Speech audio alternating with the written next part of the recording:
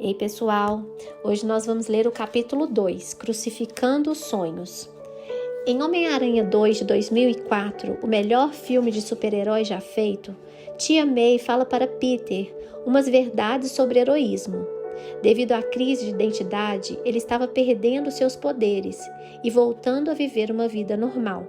Ela diz: "Eu acredito que existe um herói em todos nós, que nos mantém honestos, que nos dá forças, nos enobrece e nos permite morrer com orgulho, ainda que às vezes tenhamos que ser firmes e desistir daquilo que mais queremos, até de nossos sonhos." Se tem uma coisa que heróis nos ensinam, sejam os da ficção, sejam os da vida real, é a abnegação em prol do próximo. Como não lembrar do clássico conselho do tio Ben? No primeiro filme do Homem-Aranha, lançado em 2002, ele fala: "Com grandes poderes vêm grandes responsabilidades." Isso é muito sério e me lembra da Bíblia, quando ela diz que recebemos poder do alto para testemunhar. Atos 1:8. E que se sabemos fazer o bem e não fazemos, cometemos pecado. Tiago 4:17. Não recebemos o poder de Deus para benefício próprio, recebemos para testemunhar. E cristão testemunha com a palavra e com a vida. E já que estamos no embalo de exemplos da cultura pop, basta lembrarmos de uma coisa: geralmente são os vilões que usam seus poderes em causa própria. Mesmo cercados de bons exemplos, a busca pelo prazer, pela satisfação pessoal e pela felicidade ainda é a mola propulsora da maior parte de nossa sociedade. Nascemos nela e nela somos forjados. Por isso, a procura pela realização do eu está presente até mesmo nos cristãos. Criamos um cristianismo customizado, aquele em que conseguimos encaixar nossas demandas e preferências e ainda assim dizer amém no domingo.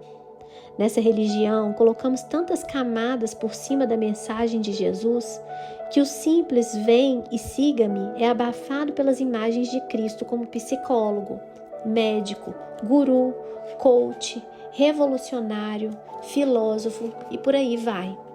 Chegamos a tal ponto que Jesus Cristo, o Senhor, aquele que pede exclusividade e compromisso, que exige nada mais, nada menos que um caminho de cruz e de autonegação, desaparece, dando a impressão de que o amargo do chamado que ele faz precisa ser coberto com alguma coisa doce para ser aceito e digerido pelas pessoas. Tipo gente que entope de molho o prato de salada. Diluímos a mensagem bíblica para que ela caiba em nosso discurso inspiracional e motivacional. E pensamos textos de seus contextos para, em nome da teologia Good Vibes, tornar o discurso de Jesus mais atrativo para o público. Packer foi na veia. A ambição na vida de muitos cristãos parece limitada a edificar um bom lar cristão de classe média, fazer alguns bons amigos cristãos de classe média, criar os filhos com boas maneiras cristãs de classe média e deixar o marginalizado pela comunidade, cristão ou não, se virar da melhor maneira que puder. Entendo que a verdade bíblica afirma que Jesus Cristo morreu em meu lugar, não para que eu me sinta bem e seja salvo, mas para que eu seja salvo e servo. Ele não morreu na cruz por causa das nossas frustrações e decepções, mas por causa do nosso pecado. O propósito do Cristo pendurado no madeiro é a transformação de pessoas espiritualmente mortas em pessoas verdadeiramente vivas, que hajam para a glória de Deus. Nas palavras de Phillips, embora a salvação venha ao encontro da mais profunda necessidade do homem, essa ideia humanista de fazer uma coisa em favor do bem-estar da pessoa ignora completamente a razão fundamental pela qual Cristo morreu na cruz. Deus concede a salvação aos homens principalmente para trazer glória a Ele por meio de um povo que tem o caráter de seu Filho. Efésios 1:12. A glória de Deus é mais importante do que o bem-estar do homem. Isaías 43:7.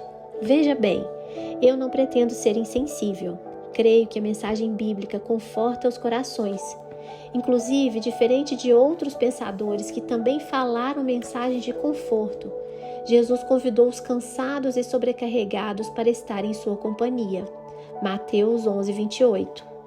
Cristo andou por essa terra curando pessoas e confortando-as em suas dores. O problema é reduzir a mensagem de Jesus a isso. Tem muita gente se dizendo cristã e não saindo desse estágio de coitadismo. Temos que amadurecer, ler também o versículo 29 de Mateus 11 e entender que a Bíblia não é sobre as nossas dores, é sobre Jesus e a vontade do Pai. Estar em missão com Cristo é aprender dele e sim, ter paz na alma, mas sem esquecer que ele também diz: tomem sobre vocês o meu jugo. O jugo era uma estrutura de madeira que unia dois animais para carregarem uma carga. Ou seja, tomar o jugo significa sujeitar-se. Logo, tomar o jugo de Jesus significa tornar-se seu discípulo e participante da sua missão. Aí eu faço a pergunta: você acha que todo esse investimento de Deus enviando o seu Filho para morrer em nosso lugar e assim possibilitando que nós, seres humanos, mortos por causa de nossos pecados, tivéssemos vida, Efésios 2,4, é para que fiquemos preocupados com nossos sonhos, planos de carreira e realizações? Eu penso que não. Paulo fala aos Efésios: pois somos obra-prima de Deus, criados em Cristo Jesus a fim de realizar as boas obras que Ele de antemão planejou para nós. Efésios 2,10. Ou seja, Deus tem sim planos e sonhos para nós, mas eles dizem respeito à sua obra e missão na terra e a maneira com que somos encaixados nessa tarefa. Quando Paulo afirma em Romanos 8, 28, que Deus faz todas as coisas cooperarem para o bem daqueles que o amam e que são chamados de acordo com o seu propósito, ele está reforçando a seguinte ideia: tudo coopera, tanto as coisas boas como as ruins, para que a gente trabalhe nossa salvação com temor e tremor e desenvolva nosso chamado. E que chamado é esse? Viver as boas novas. Nossos sonhos na via crucis? Caminhar com Jesus é perder a própria vida. Confira Mateus 16, 24 e 25. Então Jesus disse aos seus discípulos: se alguém quer ser meu seguidor, negue a si mesmo, tome a sua cruz e siga-me. Se tentar se apegar à sua vida, irá perdê-la, mas se abrir mão de sua vida por minha causa, a encontrará. Não tem como suavizar essas palavras. A vida com Jesus é uma espécie de sentença de morte ao ego. Por morte do meu eu, quero dizer a transformação dele, a ressignificação de quem eu sou. Experimentamos algo tão extraordinário que a Bíblia usa termos como nascer de novo e nova criatura para se referir a essa transformação. A ressurreição de Jesus marca o início da fé genuína dos discípulos. Tanto que nascer de novo só é possível por causa da ressurreição. Pedro afirmou: todo louvor seja a Deus, o Pai de nosso Senhor Jesus Cristo. Por sua grande misericórdia, Ele nos fez nascer de novo por meio da ressurreição de Jesus Cristo dentre os mortos. Agora temos uma viva esperança. 1 Pedro 1,3. Ao aniquilar o poder da morte, Cristo possibilitou a vida eterna aos que renascerem nele. A esperança viva habita no discípulo regenerado. Ele sabe que todos os sofrimentos e perseguições que atualmente o assolam não serão a palavra final em sua vida, pois Jesus trilhou o mesmo caminho, sofreu até a morte, mas ressuscitou, garantindo assim o mesmo destino para os seus. A regeneração já é a vida do porvir, invadindo o crente aqui e agora. Berkhoff definiu regeneração como a obra criadora de Deus que produz vida nova, pela qual o ser humano vivificado com Cristo pode ser chamado de nova criatura. Somente alguém que foi feito de novo pode entender e obedecer a Deus e a sua palavra. Só os nascidos do Espírito entendem das coisas espirituais e estão aptos para responderem ao chamado divino. Piper disse: o primeiro efeito desse novo nascimento é que vemos e recebemos Deus, o seu Filho, a sua obra e a sua vontade como extremamente belos e valiosos. Isso é fé. Essa fé vence o mundo, ou seja, vence o poder escravizante do mundo em ser o nosso tesouro supremo. Somos livres para obedecer com alegria. A sedução do mundo é justamente nos fazer acreditar que precisamos atender primeiro às nossas necessidades, para depois, quem sabe, atender às do próximo. Mas se eu olho para os heróis da fé e os mandamentos divinos, vejo outro padrão. Pessoas que se doaram e se entregaram em obediência a mandamentos que orientam a olhar para o outro em vez de olhar para o espelho. Já pensou se no Getsêmani, Jesus, em sua profunda tristeza, pensasse só nele e na comunhão com o Pai? Aliás, ele pensou na comunhão com o Pai que todos os que nele crescem poderiam ter. O preço disso era muito alto e mesmo assim foi pago. Os adeptos da teologia Good Vibes e do acredite nos seus sonhos em nome da autoestima deturpam o mandamento de Cristo, que nos diz para amar os outros como amamos a nós mesmos, e colocam seus desejos e necessidades à frente do reino de Deus. Eles dizem que devemos nos amar e sermos realizados para assim conseguirmos ofertar amor.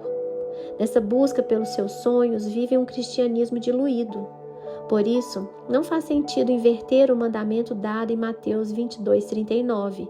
Ame o seu próximo como a si mesmo. O mandamento é para amar a Deus sobre todas as coisas e ao próximo, e não para amarmos a nós mesmos. Já nos amamos, não precisamos de um mandamento para isso. E como pecadores, esse sentimento geralmente é deturpado. Ok, alguém pode argumentar. Existem pessoas que não se amam. Levam uma vida sem perspectiva, sem metas e sonhos. Por isso, precisamos despertar nessas pessoas o amor próprio para depois elas serem capazes de ofertar amor. Não penso que esse seja o caminho, nem encontro respaldo bíblico para isso. Essas pessoas não precisam ouvir mensagens inspiracionais e motivacionais. Elas precisam se render ao Evangelho. Devo lembrá-los de que vivemos num tempo em que, em nome do amor próprio, pessoas estão se casando com elas mesmas. Simplesmente absurdo. A sologamia é uma demonstração clara desse devaneio do amor próprio. Numa entrevista, uma mulher que até cerimônia fez desse casamento sologâmico declarou: "Aprendi a viver feliz sozinha. Aprendi que me bastava." Interessante que em determinado momento do vídeo ela aparece se admirando no espelho. Marcada pelo pecado, nossa vida sempre irá priorizar o amor próprio. Lewis já alertou: a vida natural em cada um de nós é algo autocentrado, algo que deseja ser paparicado e admirado para tirar proveito de outras vidas e explorar o universo todo, e especialmente algo que deseja ser deixado por conta própria. Tem medo da luz e do ar do mundo espiritual, pois nossa vida natural sabe que se a vida espiritual encontrá-la, todo o egocentrismo e a vontade própria serão mortos, e por isso vamos lutar com unhas e dentes para evitar que isso aconteça. Lewis cita o exemplo do próprio Cristo, que em sua humanidade escolheu uma carreira terrena que significava o aniquilamento dos seus desejos humanos a todo momento. Essa autorrealização é um engodo mundano, pois o indivíduo está buscando satisfação no aqui e agora. E sabe o que é triste? Muitos nessa busca conseguem atingir alguns de seus objetivos e acham que essa realização é bênção de Deus. É o famoso "estou vivendo os sonhos de Deus para a minha vida". Autorrealização, autoestima, auto isso ou auto aquilo não fecham com o que Deus pede em sua palavra. Esse é o problema da autoestima, seja ela baixa, seja alta. Queremos curá-la com orgulho ou com aplausos. O eu e a sociedade não podem ser o molde do meu caráter. Não posso viver a partir do que penso ou do que pensam de mim. Keller usou o termo autoesquecimento em ego transformado para falar sobre isso. Um coração que foi transformado pelo Evangelho só se preocupa com a opinião de Deus a seu respeito. E essa sentença já foi dada na cruz. A pessoa sabe, por causa de Cristo, que é amada por Deus, e esse veredito pauta toda a sua vida. Não é mais o seu ego querendo preencher um vazio. Quando queremos matar a fome do nosso eu com as coisas desse mundo, ficamos mais famintos, pois ilusão não preenche de verdade. Alguém já disse que somos tubarões existenciais. Pense por um momento em quantas situações agimos inflamados pelo ego, pelo desejo de sermos alguém, de sermos aprovados e aceitos. Quantas vezes olhamos para o espelho e dissemos: eu mereço isso, eu vou fazer acontecer, eu preciso ser reconhecido, entre outras frases de autoafirmação. Se sondarmos nossas intenções mais profundas, veremos um ego querendo aplausos. A humildade do Evangelho mata a necessidade que tenho de pensar em mim. Na verdade, deixo de pensar em mim mesmo. É o descanso bendito que somente o autoesquecimento nos oferece. A humildade verdadeira que brota do Evangelho significa ter o ego satisfeito, não inflado. Estamos falando de autoestima elevada? Não. De autoestima, de jeito nenhum. Um ego transformado é só mais uma parte de mim que cumpre a sua função como todos os dedos do pé. Se estiver tudo bem, nem percebo que estão ali. Agora, se dou uma topada no pé da mesa ou na quina da parede, meu dedo machucado fica me lembrando da sua existência e a todo momento chama a atenção para si.